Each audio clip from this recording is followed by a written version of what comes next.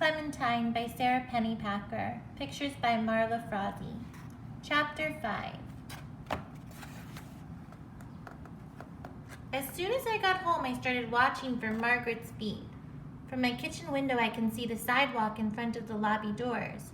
Since I have memorized all the shoes of everybody who lives in our building, I always know who's coming in or going out. I might be a detective when I grow up.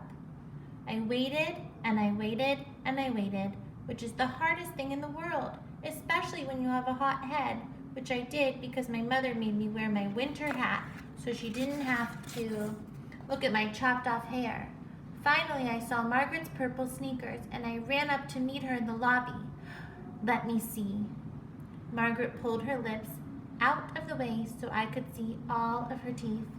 Margaret's mouth was the most beautiful place I have ever seen. It was even more beautiful than Disneyland, Sleeping Beauty's castle, which I'm going to visit when I am 10. Every tooth had its own sparkly silver bracelet, and there were little blue bits sprinkled around like tiny presents. They're rubber bands, Margaret said. Every month I'll go in and get them changed, and they'll give me different colors, whatever I want. That gave me such a good idea. I pulled off my hat to show Margaret that she wasn't the only one, and that made her happy. Then I told her my good idea. You can pick the color of my new hair, whatever color you want. You can draw it on my head. That made her even happier. Those markers are still in my room. Let's go, she said. Is your mother still mad? I asked. Yep, but she's going to a movie with Alan this afternoon. Alan is Margaret's mother's special friend, which is the grown-up's word for boyfriend. So we went up to her apartment. Mitchell was there, watching TV. When he saw my hair, he grabbed his chest and fell off the couch, pretending to have a heart attack. Then he smacked his forehead and said, "You guys are unbelievable, absolutely unbelievable." Even though he is older and doesn't have to be so nice to us, I think he likes me. Margaret glared at him. Then she jabbed her elbow into my side, so I glared at him too, even though I didn't know why we were doing that. I'm not so sure Margaret is the easy one in that family. She dragged me into her room. I can't wait for summer, she growled. My mother's finally going to get rid of him. You mean baseball camp? He wants to go, Margaret. That's not getting rid of someone. Margaret gave me her "I'm in 4th grade and you're not" look. Goodbye and good riddance, she muttered. And then she got out my mother's markers. They were all still there and they looked exactly the same, with none of the caps chewed off. I don't know how Margaret does that. She picked a bright green one and colored my hair and then drew some curls on my forehead and neck. No pointy lines, I reminded her, just round ones. Thinking about pointy lines made me wonder about Margaret's bracelets again. How do they feel? I bet they're full of pointy parts. Nope, they feel like heaven, Margaret said.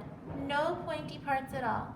They're as soft as rabbit ears, baby rabbit ears. Too bad you can't have them. She kept her lips stretched out of the way to show me her teeth the whole time she talked, so it was kind of hard to understand her, but I did. I'm getting them too, I said, next week. And then I pulled my hat back on and I ran down to my apartment quick to make this be a non-lie. I need bracelets on my teeth, I told my mom. They're beautiful and they feel wonderful. First of all, my mother said, they don't feel wonderful. Not in the beginning anyway.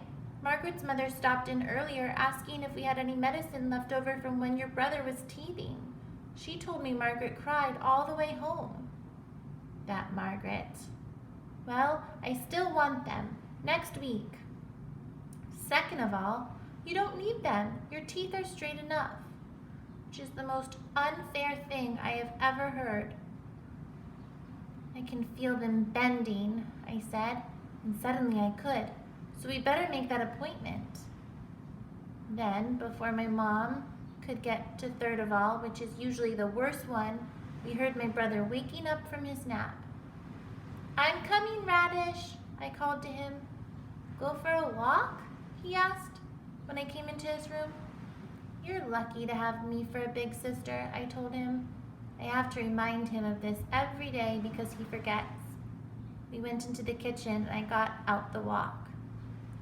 Nobody invented this trick for me when I was little. Then he climbed into the wok and grabbed the handles, and I gave him a really good spin. He went whirling around, bumping into the cabinets, and then he got out and he walked wobbly until he fell over, which he thinks is the funniest thing in the world. Again, he yelled, but I didn't spin him again because he throws up on the second ride and somebody has to clean it up, which is N-O-T, not me. This is called being responsible. So here's Clementine and here's her brother, and this is a wok. A wok is like a large pan to cook food in. He came over to me and pulled off my hat and pointed to my head. Green? And I thought about something. First, Margaret had straight brown hair, and we didn't look alike. Then we cut it off and colored it red, so we sort of did. Then she got bracelets on her teeth, which meant we didn't look alike. But soon her teeth would be straight, and we would. Except now I had a green head. What if we never looked alike? What if we did?